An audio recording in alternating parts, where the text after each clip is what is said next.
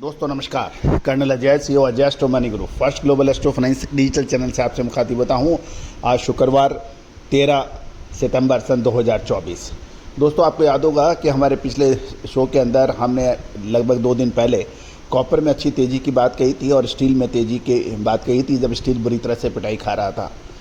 Anti dumping duty की भी बात चल रही थी चाइना से। ये सारी जानकारियाँ हमने आपको अपने पिछले शो में दी थी। दोस्तों महत्वपूर्ण ये होता है कि मेटल बाज़ार हमेशा से ही रहस्यमयी बाज़ार रहा है।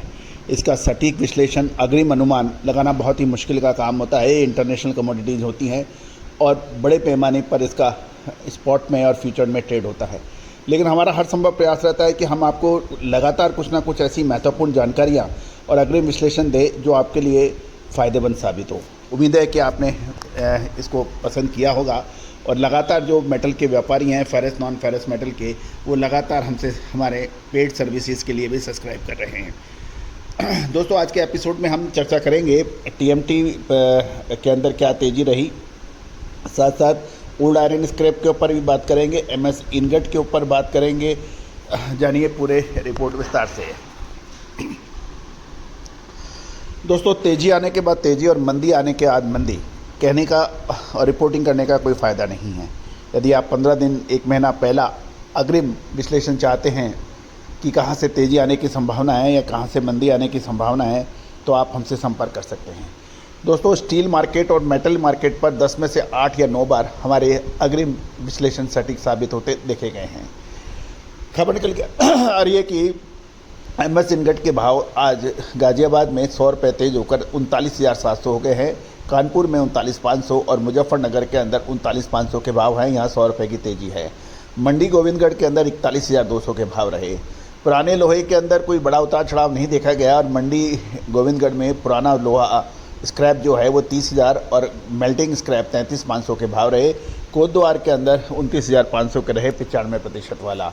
जहाँ तक टीएमटी की बात करें रेबर के अंदर, उसके अंदर मिला जुला रुख के साथ में सकारात्मक यानी भाव मजबूत बताए गए। गोविंदगढ़ के अंदर 100 रुपये की तेज़ी के साथ 58,400, डोबरा में डोबरा क्वालिटी और पंजाब अंबा शक्ति 51,000 के भाव रहे।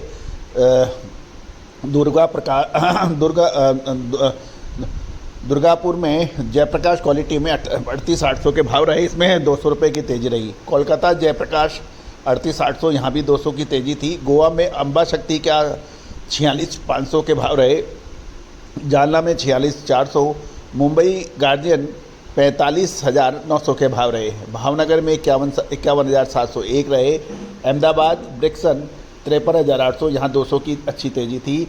लखनऊ में गैलेंट 51,500 और कानपुर के अंदर कामधेनु 55,511 के भाव थे। सीतापुर गैलेंट 51,500 और लक्ष्मीपुर गैलेंट 51,500 के भाव रहे।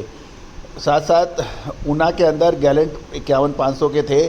बाराबंकी के अंदर भी सेम भाव थे। मुजफ्फरनगर सेंचुरी 42,800 और कानपुर गैलेंट 51,500 के बाद रहे। गाज़ियाबाद में 44,800 के भाव रहे।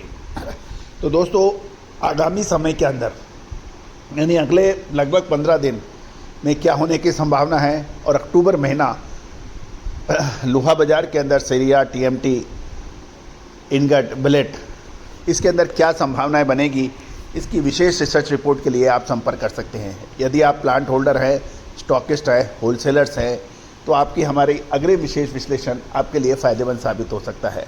दोस्तों याद कीजिए पहले कॉपर के अंदर 4 दिन पहले बुरी तरह से पिटाई खा रहा था। हमने आपको लगभग 3 दिन पहले लगातार अपडेट दिए कि कॉपर के अंदर हमें तेज़ी नज़र आ रही है और शानदार तेज़ी बाउंस बैक दिखाई दिया, जबकि पूरे बाज़ारों के अंदर अफरा तफरी का माहौल था।